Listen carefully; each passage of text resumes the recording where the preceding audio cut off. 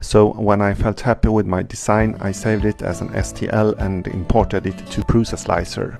Ooh, hold on. I did some mods on the shelf too. I also decided to add some hole in a honeycomb pattern to add some swag to the shelf.